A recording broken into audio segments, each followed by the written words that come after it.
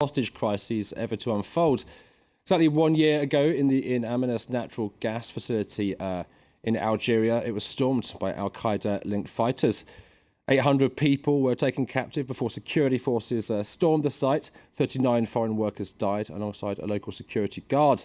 On this first anniversary, our reporter Alexandre Renard went to meet a French woman who survived and the son of a French man slain in the attack. Muriel was the only female expatriate working at the In Amenas gas extraction facility. On the second day of the hostage crisis, the nurse found a way to escape the compound as around 40 Islamist terrorists stormed their way in. Recently, former Algerian colleagues sent her these pictures, taken in her room and office just after the attack. You can see 1, 2, 3, 4 bullet marks.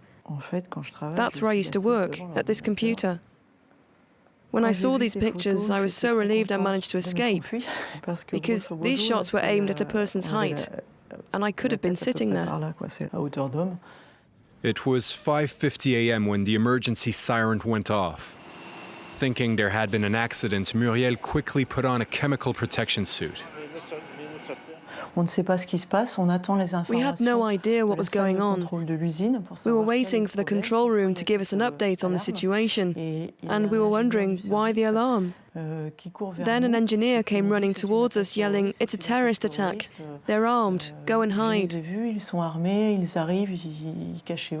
So we all started running, looking for somewhere to conceal ourselves. We were told to lock ourselves in the offices or in our rooms and wait for the army to arrive. That's what most people did if they could.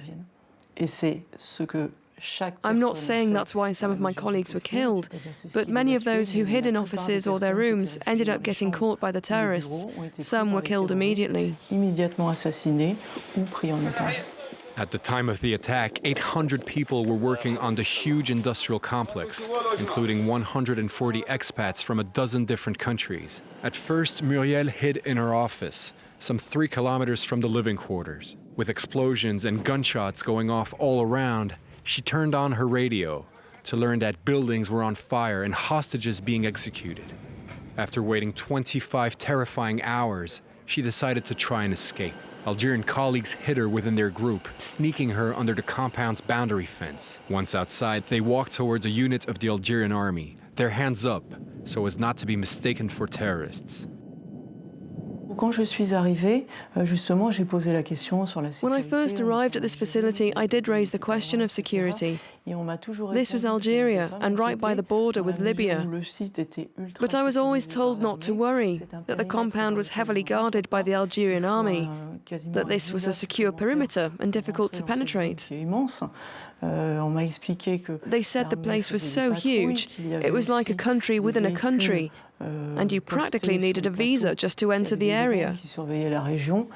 I was told that there were army patrols, military vehicles stationed nearby, and even drones circling the area, so there would be no problem. But what haunts me now is how could these terrorists have had such easy access to the compound and the living quarters? A year has passed, but Muriel has been unable to go back to work. She's now trying to rebuild her life abroad and has just finished co-writing a book investigating the In Amenas hostage crisis.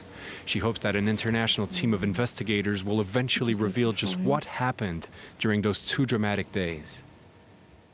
I'd like the Algerian government to share with us all the information they managed to extract from the terrorists they captured. Tell us how the Algerian army led the assault. I think they do have precious information, but so far there's been no cooperation on their side at all. Florian is the son of Yann Desjeux, the French hostage killed during the attack. He feels much the same as Muriel, that Algeria and all the other countries who lost nationals in In Amenas have yet to cooperate and give a clear picture of what took place last January.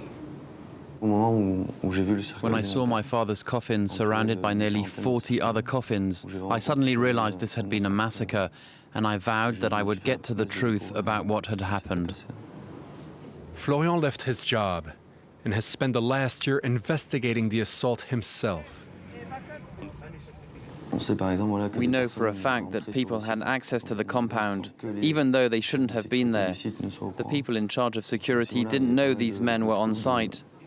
We also know there had been several incidents with bus drivers threatening foreign workers, saying they would die if they continued working there.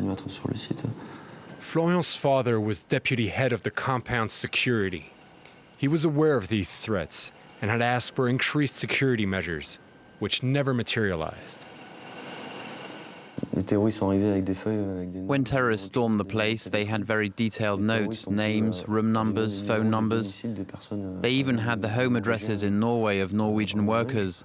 The terrorists knew exactly what they were doing, and they knew the place very well.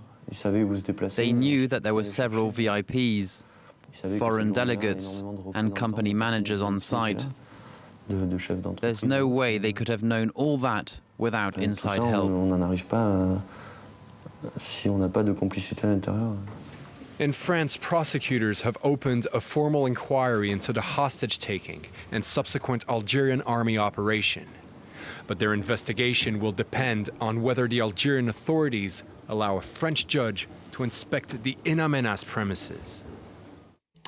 That's it from Focus. We're going to take a very short break now here on Live from Paris. After which I'll be back with all the latest news, including reaction in Lebanon to that trial in The Hague over the murder of Rafik Hariri.